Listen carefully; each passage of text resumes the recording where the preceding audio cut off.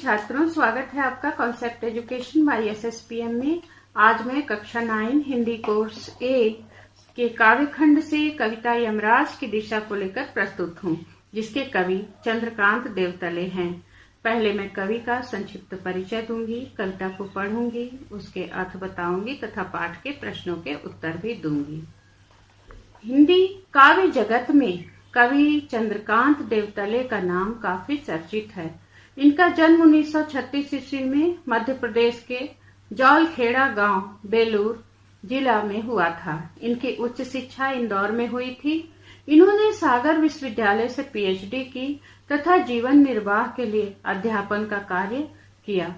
बचपन से ही इनकी लिखने में रुचि थी। इन्हें अनेक पुरस्कारों से सम्मानित किया गया, जैसे माखनलाल चतुर्वेदी पुरस्कार, मध्य प्रदेश शासन का शिखर सम्मान। इन्होंने गांव कस्बों के निम्न मध्य वर्ग को अपनी कविता का विषय बनाया है। इनकी मुख्य रचनाएं हैं हड्डियों में छिपा स्वर, दीवारों पर खून से, लकड़बग्घा हंस रहा है, भूखंड तप रहा है, पत्थर की बेंच, इतनी पत्थर रोशनी, उजाड़ में संग्रहालय इत्यादि। इस कविता के माध्यम से कवि हमारा ध्यान वर्तमान समय की ओर दिलाया है कि आज हिंसा इतनी अधिक बढ़ गई है कि मृत्यु कहीं भी हो सकती है। किसी का भी जीवन अब सुरक्षित नहीं है। पहले लोग दक्षिण की दिशा में पैर करके सोने को अपशकुन मानते थे। वो सोचते थे कि यदि वो दक्षिण की दिशा में पैर करके सोएंगे, उनसे यमराज क्रुद्ध हो जाएंगे और उनकी मृत्यु भी हो सकती है। परंतु अब मृत्यु की कोई दिशा निश्चित नहीं रह गई है। यहाँ पे कवि कहते हैं, माँ की ईश्वर से मुलाकात हुई या नहीं कहना मुश्किल है, पर वह जतलाती थी ऐसे जैसे ईश्वर से उसकी बातचीत होती रहती है और उनसे प्राप्त सलाहों के अनुसार जिंदगी जीने और दुख बर्दाश्त करने के रास्ते खोज लेती है। माँ ने एक बार मुझसे कहा था, दक्षिण की तरफ पैर करके मत सोना, वह मृत्यु की दिशा है और यमराज को क्रुद्ध करना बुद्धिमानी की बात नहीं। तो माँ की ईश्वर से मुलाकात हुई थी या नहीं, परंतु वह ऐसा प्रदर्शित करती थी जैसे वो हमेशा ईश्वर से बातचीत करती रहती है और जब भी मुश्किल में पड़ती है, ईश्वर से प्राप्त सलाह के अनुसार उस मुश्किल से उबरने के रास्ते वो ढूंढ लेती है। माँ ने एक बार कवि से कहा था कि दक्षिण की तरफ पैर करके कभी मत सोना, क्योंकि वह यमराज की दिशा है और यमराज को नाराज करना बुद्धिमानी की बात नहीं है। इसके बाद वे कहते हैं कि जब मैं छोटा था और मैंने यमराज के घर का पता पूछा था, उसने बताया था तुम जहाँ कहीं भी हो वहां से हमेशा दक्षिण में। माँ की समझाइश के बाद दक्षिण की दिशा में पैर करके कभी नहीं सोया और इससे इतना फायदा हुआ कि दक्षिण की दिशा पहचानने में मुझे कभी मुश्किल का सामना नहीं करना पड़ा। मैं दक्षिण में दूर दूर तक गया और मुझे हमेशा माँ की याद आई। दक्षिण को लांघ लेना संभव नहीं था। होता छोर तक पहुंच पाना तो मैं यमराज का घर देख लेता।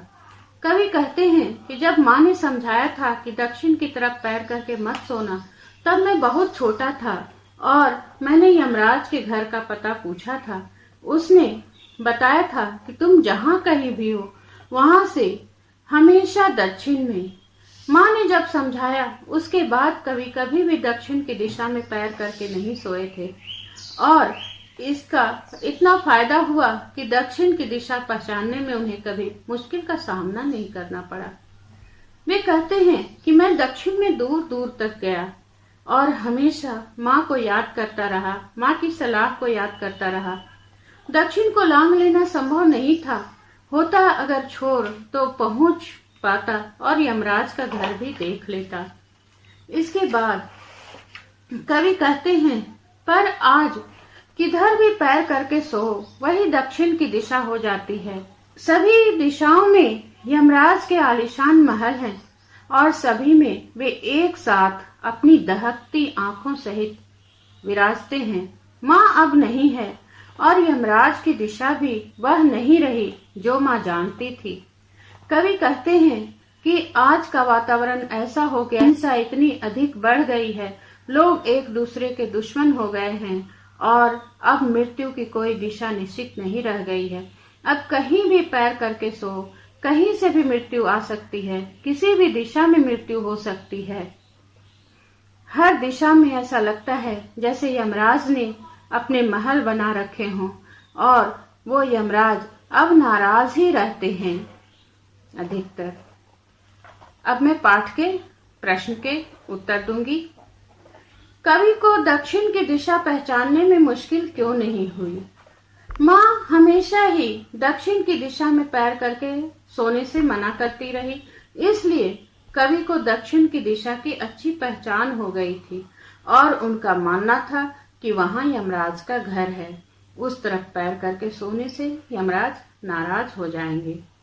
अगला प्रश्न है, कवि ने ऐसा क्यों कहा कि दक्षिण को लांघ लेना संभव नहीं था?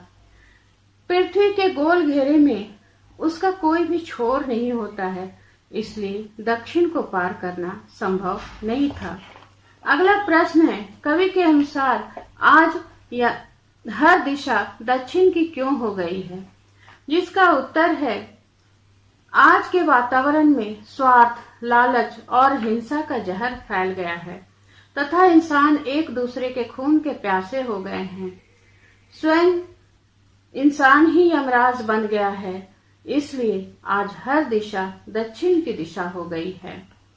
अगला प्रश्न है, भाव स्पष्ट कीजिए। सभी दिशाओं में यमराज के आलीशान महल है और सभी में वे एक साथ दहकती आंखों के साथ विराजते हैं। सभी दिशाओं में यमराज के आलीशान महल हैं और सभी में एक साथ दहकती आंखों के साथ विराजते हैं, अर्थात चारों तरफ आतंक और स्वार्थ बढ़ रहा है, आशा बढ़ रही है। लोग एक दूसरे के खून के प्यासे हो गए हैं। सभी ओर मौत का सौदागर विद्यमान है। उनके पास धन बल की कमी नहीं है, इसलिए हर तरीके से हर जगह मृत्यु हो सकती है। उसकी कोई दिशा निश्चित अब नहीं रह गई है। लोग अपने स्वार्थ के लिए किसी की भी हत्या करने से नहीं चूकते हैं। धन्यवाद छात्रों मेरा वीडियो देखने के लिए। यदि आपको मेरा वीडियो पसंद आता है तो आप इसे लाइक करें, अपने मित्रों के बीच अधिक से अधिक शेयर करें और यदि आप मेरी चैनल पर नए हैं तो इसे सब्सक्राइब करना भी ना भूलें। धन्यवाद।